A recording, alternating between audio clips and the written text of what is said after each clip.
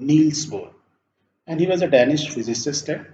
इन्होंने जो एक फिर एटम का मॉडल को फर्दर मॉडिफाई किया रदरफोर्ड के मॉडल को, and that model is called Bohr's model of atom, right. So he put forward the following postulates, उन्होंने about the model of atom उन्होंने कुछ चीज़ें पोस्टुलेट मीन्स कुछ स्टेटमेंट्स दिए कि एटम में ये चीज़ होती है। क्या क्या जी, उन्होंने बोला कि only certain special orbits known as a discrete orbit of electrons are allowed inside the atom. Means atom के अंदर जो इलेक्ट्रॉन है ऐसा नहीं है कि कहीं पे भी घूमते रहते हैं, वो फिक्स स्टैंड फिक्स जो ऑर्बिट्स होते हैं उन्हीं में इलेक्ट्रॉन घूमते हैं, अपनी मर्जी से नहीं इधर उधर घूमते रहते हैं, वो स्पेशल ऑर्बिट्स होते हैं। उन्होंने कहा ऐसा, while revolving in the discrete orbit the electron do not radiate energy। और जब इलेक्ट्रॉन डिस्क्रीट ऑर्बिट्स में घूम रहे होते हैं न्यूक्लियस के चारों तरफ, तो वो उसमें से रेडिएशंस या एनर्जी नहीं निकलती है। क्यों ऐसा बोला? उन्होंने कुछ सेम चीज़ को बोलो तो उन्होंने ऐसे बोला, उन्होंने कहा कि न्यूक्लियस के चारों तरफ इलेक्ट्रॉन जो है एक फिक्स ऑर्बिट में घूमते हैं, ऐसे ऐसे करके। ये नहीं है कि कोई भी इलेक्ट्रॉन ऐसे ऐसे उल्टा सीधा घूमेगा, राइट। उसको उन्होंने क्या बोल दिया, इनको बोला ऑर्बिट्स।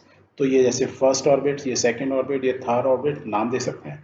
तो उन्होंने देखा जो पहला न्यूक्लियस से पहला जो सर्कल है जो ऑर्बिट है उसका नाम उन्होंने बोला के शैल। शैल बोलो, जैसे मीन्स नारियल के ऊपर क्या होता है, एक शैल होता है, राइट।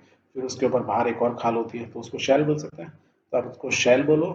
या जैसे ये बोला सन है तो उसके प्लैनेट्स रोटेट कर रहे हैं तो उसमें क्या होता है, ऑर्बिट, तो ये ऑर्बिट बोलो, तो एक ही चीज़ है। के शैल बोलूँ या मैं ऑर्बिट बोलूँ, तो इसका नाम पहले क्या अल्फ़ाबेटिकली बोला, के एल एम एन। जैसे आप न्यूक्लियस से दूर होते जा रहे हो, राइट, तो आप उनका नाम दिए थे, तो उन्होंने के शैल एल शैल एम एन आगे बढ़ते जाएंगे। या मैं बोलूँ, यदि मैं ऑर्बिट बोलूंगा तो I will say this is the first orbit, n is equal to one means orbit number one. L को क्या बोलूंगा यहाँ पे, क्या ऑर्बिट नंबर टू। फिर एम के orbit number three, orbit number four and so on, ऐसे बढ़ते जाएंगे। This is what he said. कहने का मतलब कि यदि इलेक्ट्रॉन एन शेल में मूव कर रहा है मीन्स कौन से ऑर्बिट में, थर्ड ऑर्बिट में, न्यूक्लियस से जो तीसरा ऑर्बिट है उसमें इलेक्ट्रॉन रोटेट कर रहे हैं। और ये क्या करते हैं, इलेक्ट्रॉन ऐसे मूव कर रहे होते हैं, और जब ऐसे रोटेट कर रहे होते हैं न्यूक्लियस के चारों तरफ, तो ये एनर्जी रेडिएट नहीं करते हैं, मीन्स इनमें से कोई एनर्जी बाहर नहीं निकल रही होती है। एनर्जी रेडिएट का मतलब है कि यदि इलेक्ट्रॉन में से रेडिएशंस एनर्जी निकल रही होती है, उसमें से कुछ लूज कर रहे होते हैं, तो इलेक्ट्रॉन अपनी एनर्जी लूज करते हैं। और आपने ये देखा है प्रीवियस चैप्टर में या फिजिक्स में पढ़ा है, यदि कोई चीज़ किसी भी सर्कल में यदि सेंटर से आर डिस्टेंस की दूरी पे है, राइट, और वी वेलोसिटी चलिए, तो उसकी काइनेटिक एनर्जी होती है हाफ एम वी स्क्वायर, यही होती है उसकी काइनेटिक एनर्जी। और वो काइनेटिक एनर्जी क्या फिक्स होगी जब तक इस सर्कल में घूमेगा। यदि उसकी एनर्जी कम हो जाएगी तो पास में आ जाएगा। दैट मीन्स यदि वो ये बाहर वाला इलेक्ट्रॉन, इसकी जो एनर्जी है कम होती जाएगी, कम होने का मतलब वो एनर्जी लूज कर रहा है, लूज कर रहा है मीन्स वी से इट इज रेडिएटिंग, उससे एनर्जी बाहर निकल रही है। बोलते हैं ना सन के रेडिएशन हमारे पास तक आते हैं, सुबह सुबह धूप आती है, धूप के थ्रू, दैट मीन्स क्या है, रेडिएशन। रेडिएशन क्या मीन्स सन की एनर्जी, ऊर्जा हमारे पास आ रही है, तो वो रेडिएशन हम वर्ड यूज करते हैं। तो means sun is losing some energy, that means radiation is coming to us because it is sun is losing। Same way में यदि इलेक्ट्रॉन जो चारों तरफ घूम रहे हैं यदि वो लूज करेंगे एनर्जी तो वी से दे रेडिएट एनर्जी। बट उन्होंने कहा वो इलेक्ट्रॉन अपनी एनर्जी रेडिएट नहीं करते हैं, वो कोई एनर्जी लूज नहीं कर रहे हैं।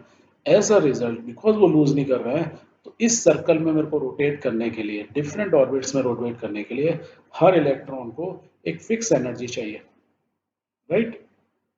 तो इसका मतलब जो अंदर वाले जो इलेक्ट्रॉन है उनकी कुछ एनर्जी अलग होगी, बाहर वाले की एनर्जी कुछ और होगी, उससे बाहर वाले की कुछ होगी, उससे बाहर वाले की एनर्जी कुछ होगी। डिफरेंट ऑर्बिट्स में डिफरेंट एनर्जी होगी, और कोई भी इलेक्ट्रॉन अपनी एनर्जी लूज नहीं करेगा।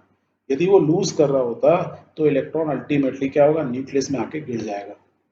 यदि मून हमारे अर्थ के चारों तरफ ऐसे घूम रहा है, मान लो न्यूक्लियस अर्थ है और मून हमारे चारों तरफ घूम रहा है, यदि उस अपनी वो एनर्जी लूज करता जाता है, यदि उसकी स्पीड कम होती है, तो एक दिन ऐसा आएगा मून अर्थ के ऊपर आके गिर जाएगा। दैट मीन्स मून और अर्थ का जब जब कोलिजन होगा तो अर्थ और ये क्या होंगे, डिस्ट्रॉय हो जाएंगे। सेम वे में एटम है, एटम में न्यूक्लियस है, उसके बीच में क्या प्रोटॉन है, और इलेक्ट्रॉन चारों तरफ घूम रहे हैं, और यदि वो एनर्जी लूज करके इसमें आके गिरने लगे तो क्या होगा, अल्टीमेटली एटम खत्म हो जाएगा। पर ऐसा होता नहीं है, एटम इज वेरी स्टेबल, तभी तो हम जिंदा हैं, तभी हर चीज यहाँ पे है, right. So that that was the reason he said this. Okay, A L M N इन सब की एनर्जी हर ऑर्बिट में अलग अलग है, हर इलेक्ट्रॉन की एनर्जी अलग अलग।